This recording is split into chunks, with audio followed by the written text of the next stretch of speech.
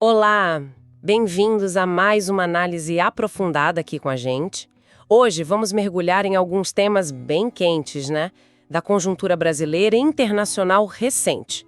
Temos pela frente notícias sobre o cenário político para 2026, dados econômicos importantes, percepções públicas que, olha, nem sempre batem com os números, e também um olhar sobre as relações Brasil-Estados Unidos. Exato. E para essa análise a gente está se baseando em várias fontes, né? Temos recortes de jornais como Folha de São Paulo, o Globo, um artigo da Veja, trechos de entrevistas, debates que circularam bastante online e, claro, dados econômicos e eleitorais mais recentes. A ideia aqui é realmente, sabe, fazer uma varredura, conectar os pontos, aqueles que talvez não sejam óbvios à primeira vista, e tentar entender as entrelinhas do que está rolando. Nossa missão aqui é extrair os pontos-chave, entender os contrastes que estão surgindo, e são muitos, como a gente vai ver, e perceber como a política interna, a economia e a nossa diplomacia, né? Como tudo isso está se entrelaçando nesse momento específico. Prontos? Vamos nessa. Começando então pela política interna. Uma notícia que ganhou bastante destaque na Folha de São Paulo recentemente, ela aponta que o Flávio Bolsonaro estaria agora, tipo assim, na linha de frente da preferência do Jair Bolsonaro para ser o candidato do campo bolsonarista à presidência em 2026.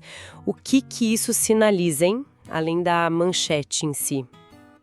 Olha, isso é significativo por algumas razões. Primeiro, indica uma possível estratégia do Jair Bolsonaro de manter o capital político, né? A liderança do movimento dentro do núcleo familiar mais próximo. Isso pode ser lido como uma tentativa de consolidar poder, garantir lealdade absoluta, talvez até em detrimento de outros aliados políticos que também poderiam ter ambições presidenciais nesse campo, né? Governadores, outros nomes de destaque. É um movimento que redesenha, ou pelo menos tenta redesenhar, o mapa da direita para 2026. Entendi. Quer dizer, não é só uma questão de preferência pessoal. É um movimento estratégico mesmo, com consequências para toda a coalizão de direita e para o futuro do bolsonarismo sem o Bolsonaro na cédula. Pelo menos por enquanto, né? Exatamente. E ao mesmo tempo que a política se mexe pensando lá em 2026, a gente tem também notícias no fronte econômico com impacto direto no bolso das pessoas, né? Sim, o Globo trouxe uma matéria especial detalhando a proposta de isenção do imposto de renda para quem ganha até R$5 mil e uma redução na alíquota para quem recebe até R$7.300. A estimativa do governo é que isso pode liberar até 8 bilhões para o consumo da classe média já em 2026. Isso parece mirar um público bem específico, né? Sem dúvida alguma. É uma medida com um alvo claríssimo.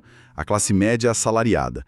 Um segmento que, muitas vezes, se sente bem pressionado pela carga tributária, né? E essa injeção de 8 bilhões na economia via consumo é um estímulo considerável e beneficiaria mais de 16 milhões de brasileiros. Politicamente, é uma forma clara de tentar melhorar a percepção econômica junto a esse extrato. E, claro, angariar apoio ou, quem sabe, neutralizar críticas pensando já no ciclo eleitoral. O timing, mirando 2026, com certeza não é coincidência. Faz todo sentido. É interessante notar como essas notícias, né, sobre articulações políticas, medidas econômicas, como elas coexistem com percepções bem diferentes na população, às vezes quase opostas. Lembrei agora daquele trecho de uma entrevista que circulou bastante com uma apoiadora do Bolsonaro durante um evento no 7 de setembro recente. Ela foi perguntada sobre como via o governo atual. Ah, sim. Esse vídeo teve muita repercussão mesmo. A resposta dela foi bastante contundente. Ela classificou o governo como um desgoverno, chegou a afirmar que tudo que a gente já tinha caminhado, a gente está dando ré, e mencionou especificamente a educação, dizendo que antes estava muito melhor. Essa percepção sobre a educação estar retrocedendo, isso encontra algum respaldo nos dados? Pois é, aí é que entra aquele contraste interessante que você mencionou. Se a gente olhar para o PISA, né, que é o principal exame internacional de avaliação da educação básica, feito pela OCDE, os dados mais recentes que a gente tem são de 2022. Certo, 2022. Essa avaliação cobriu, portanto, integralmente a gestão do governo Bolsonaro. E o resultado para o Brasil foi, olha, um dos piores da nossa história na avaliação. Sem avanços significativos em leitura, matemática, ciências, mantendo o país lá nas últimas posições do ranking global. Nossa. Então, o principal indicador internacional referente justamente ao período que ela elogiava mostra um quadro bem negativo. Exato. Por outro lado, se a gente pega um indicador mais amplo, como o IDH, o Índice de Desenvolvimento Humano, né, calculado pela ONU, que considera não só a educação, mas também expectativa de vida, saúde, renda per capita, o dado mais recente divulgado, referente a 2023, portanto já sob o governo atual, mostrou o Brasil subindo 5 posições no ranking global. Uau! Ou seja, a gente tem uma percepção de retrocesso forte, vinda de uma parte da população, enquanto o PISA do período anterior foi ruim, e o IDH mais recente mostra uma melhora. É uma desconexão. Bem notável, né? É uma desconexão que levanta perguntas, né? Por que será que essa percepção difere tanto dos indicadores gerais assim? Olha, existem várias hipóteses para isso. Pode ser a influência das bolhas de informação, né? Onde circulam narrativas que só reforçam certas visões. Pode ser que a experiência local ou individual de algumas pessoas seja realmente diferente da média nacional que esses índices captam. Indicadores como o IDH também podem ter uma defasagem na percepção pública, sabe? Demoram para ser sentidos. E, claro, o alinhamento político prévio influencia, e muito, a forma como as pessoas interpretam a realidade. Faz sentido, faz sentido. E essa mesma entrevistada do 7 de setembro, ela também falou sobre economia, certo? Sim, a crítica dela foi igualmente dura na área econômica. Ela mencionou uma inflação absurda, disse que as coisas no supermercado estão com preços absurdos e que com um salário mínimo você não consegue sobreviver. E como essa percepção aí se compara aos dados econômicos sobre salário mínimo e inflação? Novamente, os dados trazem uma perspectiva diferente. Vamos pegar o salário mínimo. Durante os 4 anos do governo anterior, do Bolsonaro, a política foi corrigir o mínimo só pela inflação acumulada no ano anterior, o INPC. Sem nenhum ganho real acima disso. Só a reposição da inflação, então. Exato. O governo atual retomou aquela política que vigorou entre 2011 e 2019, né? Que prevê a correção pela inflação mais a variação do PIB de 2 anos antes. Isso tem resultado em aumentos reais acima da inflação, na casa de 3% ao ano. E em valores, qual foi o impacto disso? Para a gente ter uma ideia. O valor nominal, que era R$ 1.212 em dezembro de 2022, no finalzinho do governo Bolsonaro, está hoje em R$ 1.518. É um aumento nominal e real significativo. É impossível não lembrar, nesse contexto, daquele episódio do final de 2021, né? Quando o governo anterior anunciou, com alguma cerimônia até, um reajuste de apenas R$ 6 no salário mínimo para o ano seguinte. Nossa, essa história dos R$ 6 foi marcante mesmo. Gerou muita polêmica na época. Muita. Foi justificado por uma inflação atípica no fim do ano que comeu a previsão inicial, mas a repercussão foi péssima. E sobre a inflação geral, que ela chamou de absurda, como ficam os números aí? A inflação é um tema complexo, né? Porque o preço de alguns itens pode subir mais e impactar a percepção geral, mesmo que a média esteja controlada. Mas, se a gente olha o quadro maior, uma análise recente do portal Poder 360 projetou que a inflação acumulada nos 4 anos deste governo, o Lula 3, deve ficar em 19,73%. Se essa projeção se confirmar, olha só, seria a menor taxa de inflação acumulada em um mandato presidencial desde a implantação do Plano Real. O quê? Sério? Menor inflação acumulada num mandato desde o real? Isso é um dado e tanto. É um dado fortíssimo. Ou seja, o oposto de uma inflação absurda, em termos históricos comparativos de mandatos. E para adicionar mais uma camada nessa discussão de preços e percepções, circulou muito também aquele vídeo de um cidadão comemorando dentro de um supermercado, não foi? Ah, sim. Foi um contraponto viral à narrativa da inflação descontrolada.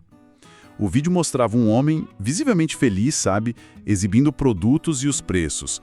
Picanha a R$ 45,00 o quilo, pacote de 5 quilos de arroz prato fino a R$ 25,00, feijão a R$ 4,00. E ele falava o quê? Ele celebrava, dizendo coisas como só alegria com Lula, o Natal tá chegando.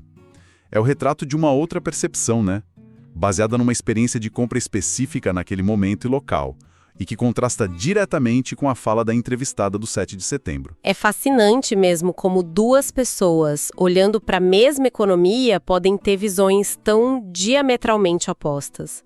Mostra como a experiência individual e talvez o acesso a diferentes recortes da realidade moldam a opinião, não é mesmo? Precisamente.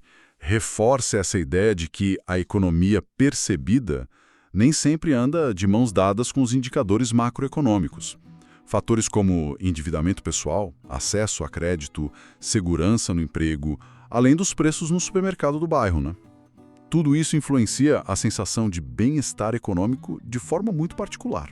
Mudando um pouco o foco agora, mas ainda na política e suas controvérsias, tivemos aquele debate recente entre Tabata Amaral e Ricardo Salles no Flow Podcast. Teve um momento ali que gerou bastante repercussão, envolvendo uma pergunta bem direta, né? Sim, foi um dos pontos altos do debate, em termos de tensão, pelo menos.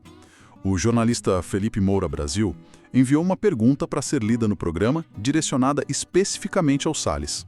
A pergunta foi curta, objetiva e bem incisiva. Qual foi a pergunta exatamente? Você lembra? Lembro. A pergunta foi: ter funcionários fantasmas em gabinetes para embolsar o salário desses assessores é coisa de ladrão?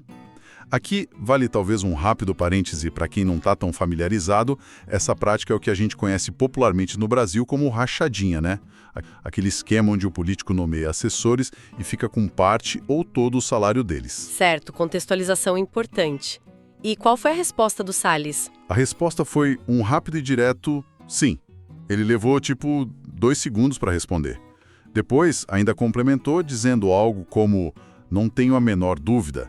Quem faz coisa errada, quem faz rachadinha, quem pega dinheiro dos outros, comete crime e tem que pagar por isso. E por que essa resposta gerou tanto comentário? Que pegou aí? O ponto que gerou todo o debate foi a aparente contradição, né?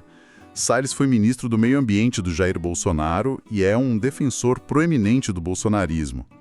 E esse grupo político, incluindo a família Bolsonaro, enfrentou e ainda enfrenta diversas acusações e investigações relacionadas justamente a essa prática da rachadinha em gabinetes parlamentares. Então, a concordância taxativa do Salles de que isso é coisa de ladrão foi vista por muitos como, no mínimo, irônica, ou inconsistente com a defesa que ele faz do grupo político ao qual pertence. Entendo. Isso me lembrou um outro momento tenso envolvendo questionamentos sobre práticas financeiras e figuras do bolsonarismo. Aquele confronto na TV entre a jornalista Amanda Klein, na época na Jovem Pan, e o então presidente Bolsonaro. Sim, esse episódio foi muito emblemático, verdade. A jornalista o questionou de forma bem direta sobre a origem dos recursos usados pela família Bolsonaro para comprar dezenas de imóveis ao longo de décadas. Exato. A Klein mencionou especificamente aquela investigação do UOL que apontava a compra de 51 imóveis, pagos total ou parcialmente em dinheiro vivo. Ela conectou isso às investigações sobre rachadinha que já corriam nos gabinetes dos filhos Carlos e Flávio Bolsonaro, quando eram vereador e deputado estadual, respectivamente. Ela também levantou suspeitas sobre o próprio Bolsonaro ter mantido funcionários fantasmas quando era deputado federal e citou a compra de mansões milionárias pelo Flávio, uma de 6 milhões de reais, e pela ex-mulher do Bolsonaro, Ana Cristina Siqueira Vale, outra de 3 milhões, que também era investigada por suspeita de usar laranja na aquisição. Foi uma pergunta bem fundamentada, né? Carregada de informações de investigações que estavam em curso. E a reação do Bolsonaro foi o que mais chamou a atenção na ocasião, né?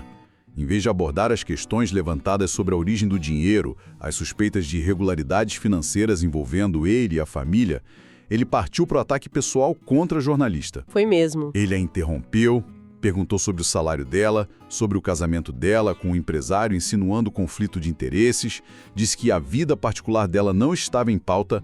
Foi uma tentativa clássica de desviar o foco da pergunta, né? Atacando a mensageira e evitando responder sobre as acusações que pesavam sobre ele como figura pública. É interessante como essas questões sobre finanças, transparência, supostas irregularidades, como elas continuam a surgir e gerar esses momentos de confronto direto, né? Mostra que são pontos sensíveis e talvez não resolvidos no cenário político. Sem dúvida alguma. São temas que tocam na questão da ética na política, da accountability, né? Da prestação de contas dos representantes eleitos, e por isso tendem a ter uma longa sobrevida no debate público, especialmente quando as respostas não são consideradas satisfatórias ou transparentes. Agora, vamos mudar de continente e dar uma olhada nas relações internacionais, especificamente no eixo Brasil-Estados Unidos. Uma matéria recente da revista Veja indicou um certo esfriamento, né, no clima para novas conversas sobre aquele tarifaço imposto pelo Trump sobre produtos brasileiros como o aço. Qual é a situação atual disso? Pois é. A percepção que a matéria da Veja capturou e atribuiu a figuras importantes do governo brasileiro, como o vice-presidente Alckmin, o ministro da Fazenda Haddad, o chanceler Mauro Vieira, é de que a administração Trump tem, no momento, outras prioridades na agenda. O assunto Brasil, e especificamente a revisão dessas tarifas, não estaria no topo da lista de preocupações de Washington agora. Isso representou, assim, um banho de água fria nas expectativas que tinham sido criadas lá atrás. E como isso repercutiu? Havia uma expectativa muito grande de resolução rápida antes. Sim, especialmente logo depois das primeiras conversas entre os governos Lula e Trump, que foram vistas como positivas, sabe? Isso até gerou certo alívio em setores mais alinhados ao bolsonarismo aqui no Brasil, que viam essa aproximação inicial com certa apreensão. O comentarista Paulo Figueiredo, por exemplo, mencionou isso, citando uma matéria da Gazeta do Povo, que dizia que a relação ficou na química, simpatia e só, já que as tarifas de 50% continuavam em vigor. Aquela expectativa de que Haddad e Mauro Vieira fossem recebidos em Washington para tratar do assunto numa data específica, isso não se concretizou, e nenhuma nova data foi agendada, o que reforçou essa percepção de esfriamento. Entendi. E especula-se sobre os motivos desse impasse. Por que essa aproximação inicial parece não ter avançado como esperado? Aqui é onde a história fica bem interessante, não é? Teve aquela informação sobre quem teria intermediado o primeiro contato. Otávio Guedes apontava que a quebra de gelo inicial entre Lula e Trump teria sido, na verdade, costurada pelos irmãos Joseley e Wesley Batista. Os donos da JBS? Eles mesmos. Donos da JBS, a gigante brasileira do setor de carnes com forte presença nos Estados Unidos. Eles teriam tido um encontro com Trump e, nessa conversa, teriam trabalhado para desfazer uma imagem negativa do Brasil e do governo Lula que, supostamente, teria sido passada a ele por outros interlocutores. Então a JBS, através dos irmãos Batista, teria atuado como uma espécie de ponte diplomática informal? Mas por que essa ponte não funcionou ou parece ter sido desativada? O que aconteceu? Bom, aí entram os fatores da política interna americana que mudaram drasticamente o cenário para o Trump desde aquela aproximação inicial. Ele começou a enfrentar uma série de dificuldades políticas e derrotas eleitorais importantes lá. Por exemplo, em eleições realizadas no início de novembro, em estados-chave como Nova Jersey e Virgínia, lugares onde a vice-presidente Kamala Harris venceu Trump em 2024 por uma margem relativamente apertada, tipo 6 pontos percentuais, os candidatos democratas nessas eleições mais recentes venceram por margens muito maiores, 13 e 15 pontos de vantagem respectivamente. Uau, um aumento bem significativo na margem democrata nesses estados. Isso sinaliza problemas para o Trump, então. Sim, e não foi só nesses estados. Ocorreram 5 eleições especiais para a Câmara dos Deputados, desde que Trump assumiu, geralmente para preencher vagas de parlamentares que renunciaram ou faleceram. Nesses distritos específicos que ficam no Arizona, Flórida, Texas e Virgínia, os candidatos democratas tiveram desempenho, em média, 15 pontos percentuais acima do que o partido teve na eleição de 2014 e nesses mesmos locais. Isso é um indicador forte de uma onda anti-Trump ou pró-democrata em diferentes partes do país. A impopularidade líquida dele, a diferença entre quem o aprova e desaprova, chegou a ficar em 13 pontos negativos. Entendi. Quer dizer, o cenário político doméstico ficou bem mais complicado para ele. E como isso se conecta com a JBS e as tarifas brasileiras? Onde entra essa história? A conexão é direta e, de certa forma, irônica. Diante desse cenário adverso de derrotas eleitorais, queda na popularidade, qual foi a reação de Trump, segundo as análises da imprensa americana? Ele teria buscado um culpado para sua má performance e o alvo escolhido foi o aumento no preço da carne nos supermercados americanos, que subiu cerca de 16% no último ano. Ele passou a culpar esse aumento pela insatisfação popular. E qual foi a solução que ele encontrou para o preço da carne? A solução não foi buscar acordos comerciais ou políticas para o setor, não. Foi ordenar ao Departamento de Justiça que abrisse uma investigação criminal sobre os grandes produtores de carne dos Estados Unidos, acusando-os de manipulação de preços. E ele citou nominalmente a JBS como um dos alvos dessa investigação. Ou seja, a própria ponte que estava sendo construída com o Brasil, via Irmãos Batista da JBS, foi dinamitada pelo próprio Trump. Caramba, ele passou a ver a JBS não mais como uma mediadora, mas como parte do problema que estaria prejudicando a imagem política interna dele. A prioridade mudou completamente. Que reviravolta! Quer dizer, a política interna americana e o preço da carne impactando diretamente a relação bilateral com o Brasil e a possível negociação das tarifas. É uma conexão surpreendente mesmo. Totalmente. Mostra como as dinâmicas domésticas de uma superpotência podem ter efeitos colaterais inesperados e muito significativos para outros países, mesmo em temas que pareciam puramente bilaterais. E olhando para frente, tem um evento importante acontecendo neste momento. A viagem de Lula à Colômbia para uma reunião de países da América Latina e Caribe. Um dos temas quentes na pauta é a tensão envolvendo a Venezuela e a crescente possibilidade de uma intervenção militar americana por lá. Como o Brasil se posiciona nisso? Especialmente nesse contexto tão delicado com a administração Trump. Olha, essa reunião na Colômbia apresenta um risco considerável, sim, mas também uma oportunidade para a diplomacia brasileira. O risco é o Lula adotar um tom muito confrontador ou hostil aos Estados Unidos em relação à Venezuela. Isso poderia azedar de vez a já frágil ponte com a administração Trump, fechando portas para futuras negociações, inclusive sobre as tarifas, né? Certo. E qual seria a alternativa? A abordagem mais provável ou talvez mais estratégica? A expectativa, baseada em sinais recentes da política externa brasileira e na própria tradição pragmática do Itamaraty, é que Lula adote uma postura mais cautelosa e estratégica. Em vez de uma defesa intransigente do governo Maduro, que é amplamente visto no Brasil e internacionalmente como um regime autoritário e enfrenta alta rejeição interna aqui, Lula poderia se posicionar como um moderador. Um mediador. Isso, alguém que pode facilitar o diálogo entre os Estados Unidos e a Venezuela, buscando uma solução negociada e pacífica para a crise. Seria uma aposta nesse papel de mediador regional, então. Exatamente. Essa posição de moderador teria uma repercussão interna muito melhor no Brasil do que sair em defesa aberta do Maduro. Além disso, fortaleceria a imagem do Brasil como um ator relevante e construtivo no cenário regional e global. Seria jogar um jogo mais sofisticado diplomaticamente falando. Mas claro, tudo depende das declarações e dos acordos que saírem dessa reunião na Colômbia. A gente vai ter que observar os próximos passos com muita atenção. Sem dúvida nenhuma. Então, recapitulando rapidamente o que a gente viu hoje, exploramos os contrastes marcantes entre percepções de alguns setores da população e os dados oficiais na política e economia brasileiras, um verdadeiro campo de batalha de narrativas, né? Observamos como as sombras de investigações sobre práticas financeiras continuam a pairar sobre figuras políticas importantes, gerando momentos de tensão e confronto público. E analisamos como a complexa dinâmica das relações Brasil-Estados Unidos está sendo afetada diretamente pela política interna americana num nível bem granular e, francamente, surpreendente, com o preço da carne virando fator geopolítico. Exato. E tudo isso nos deixa com uma reflexão final, talvez um pouco provocadora, né?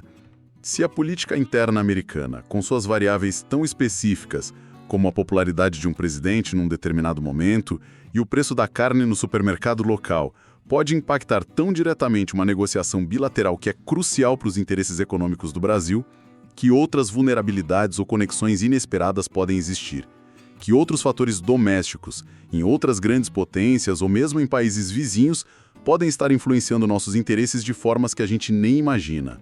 É um lembrete da complexidade do mundo interconectado e da necessidade de uma análise que vá além das manchetes, né? Além das aparências, Fica a provocação para a gente acompanhar de perto não só o que acontece aqui, mas como o mundo lá fora nos afeta de maneiras sutis e nem tão sutis assim. Até a próxima análise aprofundada.